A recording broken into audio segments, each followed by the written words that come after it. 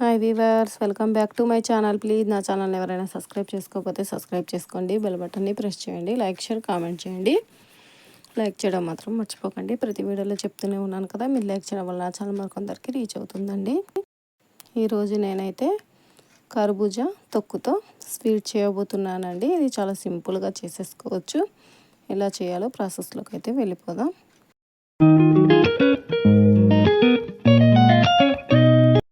ముందుగా పుచ్చకాయనైతే 2 భాగాలుగా కట్ చేసుకోవాలండి. సగానికి కట్ చేసుకోండి.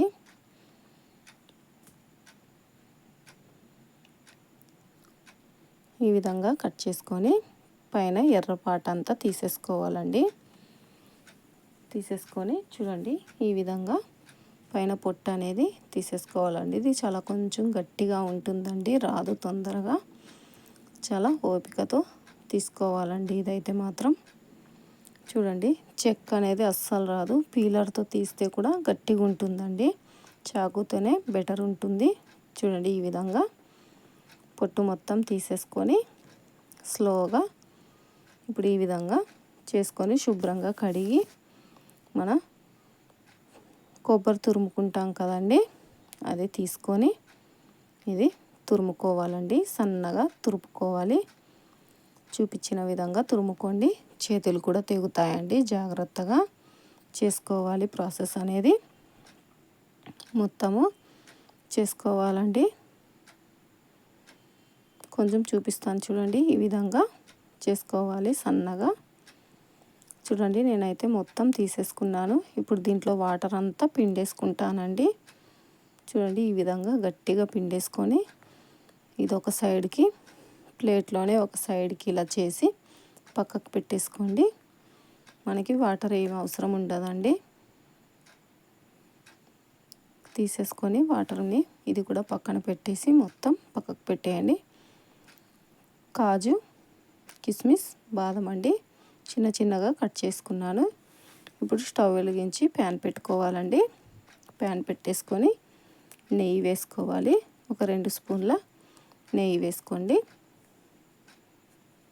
2 లేదా 3 టేబుల్ స్పూన్లు వేసుకోండి. నేను ఇంట్లో తయారు చేసిన నెయ్యి అండి ఇది. మేము బయట నుంచి అస్సలు తేము. నెయ్యి కరిగాక కొంచెం హీట్ అవ్వాలండి. హీట్ అయ్యాక కిస్మిస్ వేసుకోండి. ఫస్ట్ కిస్మిస్ వేసేసి ఇది బాగా ఫ్రై అవ్వాలి. బాగా నెయ్యిలో ఫ్రై అయ్యేంత వరకు ఉంచి తర్వాత తీసేసుకోండి. చూడండి, ఇంక ఇప్పుడైతే తీసేసుకోండి.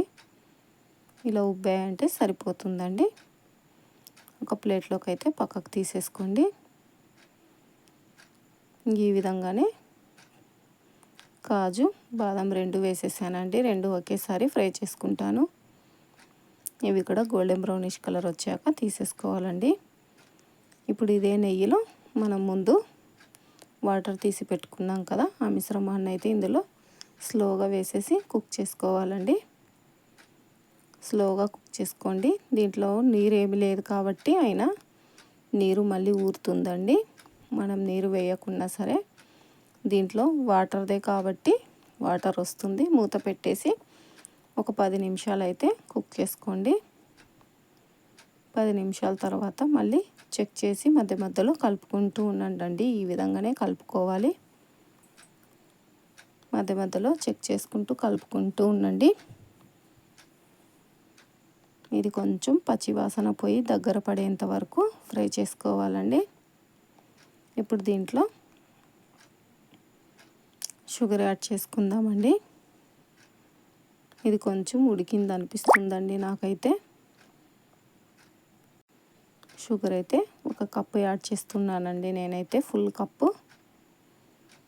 ఇది మొత్తం షుగర్ సిరప్ అంతా లిక్విడ్గా అవుతుందండి. దగ్గర పడేంత వరకు కుక్ చేసుకోవాలి. మళ్ళీ మూత పెట్టేసి నేనైతే కొంచెం ఫుడ్ కలర్ యాడ్ చేస్తున్నానండి. ఎల్లో ఫుడ్ కలరు కొంచెం కలర్ కోసమేనండి. మీరు కావాలంటే వేసుకోవచ్చు, లేదంటే స్కిప్ చేసేయండి. నేనైతే ఇంకొంచెం వేస్తున్నానండి. కలర్ బాగుంటుంది. లేదంటే స్కిప్ చేసేయచ్చు మీరైతే. కొంచెం కలర్ వేస్తే ఎల్లో కలర్లోకి వస్తుందండి, లేకుంటే వైట్గానే ఉంటుంది. ఇంకా ఇప్పుడు మనం డ్రై ఫ్రూట్స్ ఇందులో యాడ్ చేసేసుకుందామండి. డ్రై ఫ్రూట్స్ యాడ్ చేసి మొత్తం బాగా కలిపేయాలండి. కలిపేసి మొత్తం స్టవ్ అయితే ఆఫ్ చేసేసుకోండి. మన హల్వా అనేది రెడీ అయిపోయిందండి. వాటర్ మెలన్ హల్వా రెడీ అయిపోయింది. ఇంక ఇప్పుడైతే ఒక బౌల్లోకి అయితే సర్వ్ చేసేసుకోవడమేనండి. చాలా సింపుల్గా చేసేసుకోవచ్చండి. పిల్లలకు కూడా హెల్దీ అండి. ఇప్పుడు సమ్మర్లో ఇంట్లోనే ఉంటున్నారు కదా, ఏదో ఒక వెరైటీ చేసి పెడితే హ్యాపీగా తినేస్తారండి. మనం ఎవరైనా ఇంటికి చుట్టాలు వచ్చినప్పుడు కూడా ఇది చేసి పెట్టి చెప్పామంటే అస్సలు నమ్మరండి ఇది వాటర్ మెలన్ హల్వా అని.